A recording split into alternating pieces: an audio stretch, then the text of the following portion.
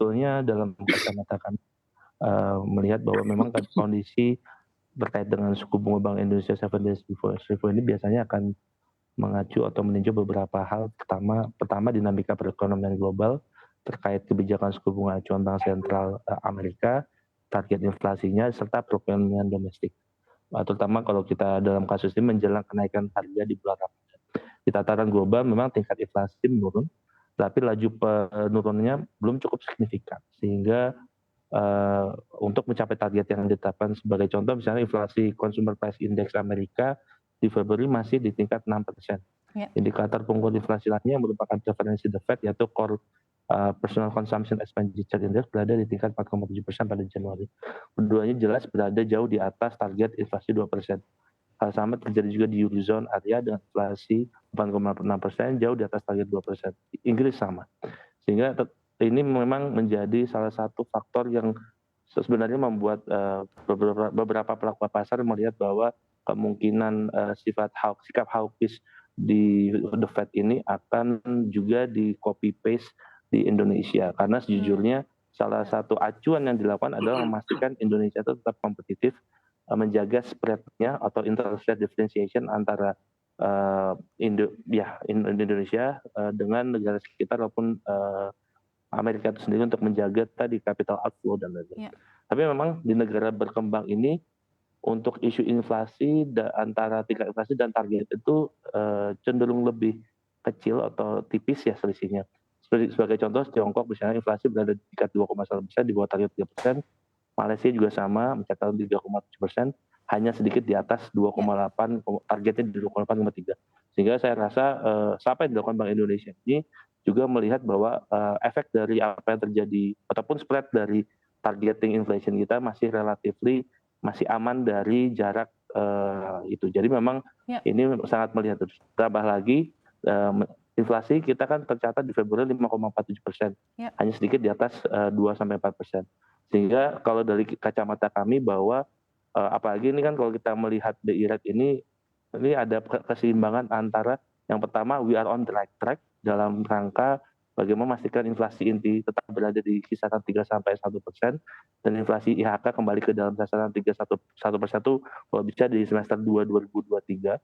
Nah, yang paling penting juga at the same time from the banking sector ini adalah bagian dari memastikan tadi semakin tingginya BI rate pasti kan laju pembiayaannya akan semakin turun. Nah, ini angin segar buat industri. Dengan kata lain, kami bisa memastikan juga dorongan sektor pembiayaan terhadap pemulihan ekonomi, momentum sampai dengan jadi salah satu driver dari pertumbuhan itu menjadi hal yang baru.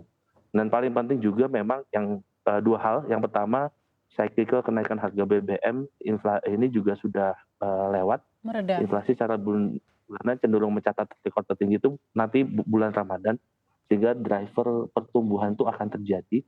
Dan saya rasa dalam kacamata ini kita menyeimbangkan antara growth momentum dengan tadi stability.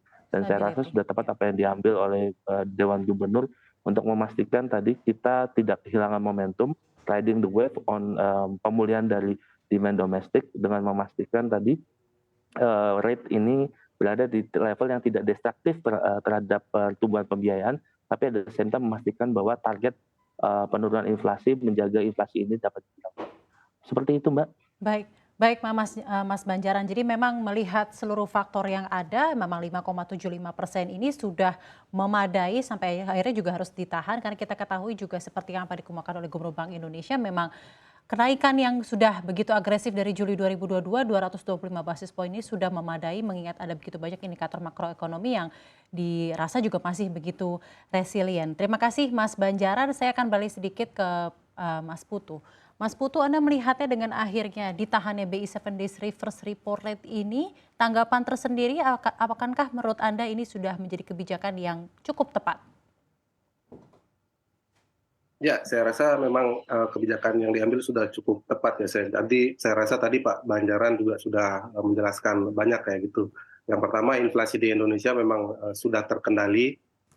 Inflasi inti itu sekitar 3%, sudah di dalam target BI 3% plus minus 1% kayak gitu. Kemudian inflasi headline memang agak lebih tinggi ya, di atas 5%, tapi saya rasa mungkin ke depannya masih akan bisa terus dikendalikan. Apalagi kalau kita melihat misalnya menjelang Ramadan ini impor kita malah mengalami penurunan kayak gitu. Ya. Itu sesuatu yang mungkin sangat jarang terjadi. Biasanya ketika menjelang Ramadan impor akan mengalami kenaikan yang menjadi indikasi masyarakat akan banyak melakukan konsumsi kayak gitu. Nah, di penurunan impor di menjelang Lebaran ini itu bisa menjadi indikasi inflasi ketika Lebaran kemungkinan tidak akan tinggi kayak gitu. Jadi masih standar dan bisa cukup diantisipasi oleh BI dengan suku bunga saat ini juga itu masih cukup. Kemudian kalau kita lihat misalnya faktor eksternal, ada kemungkinan setelah terjadi kolapsnya 2 atau 3 bank di Amerika Serikat itu ada kemungkinan The Fed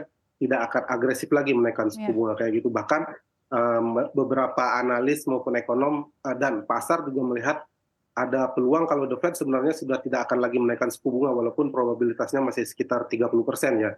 Jadi ketika terjadi kolaps ini ada kembali perubahan ekspektasi suku bunga di Amerika Serikat dan di negara-negara lainnya termasuk di Eropa karena dikhawatirkan akan menekan lebih jauh sektor perbankan. Nah itu sebenarnya bisa menjadi keuntungan sendiri bagi kita ya di dalam negeri. Jadi kemungkinan suku bunga The Fed tidak akan naik, capital outflow tidak akan naik agresif ya, capital outflow kemungkinan tidak akan besar terjadi dari dalam negeri dan nilai tukar rupiah akan jauh lebih stabil.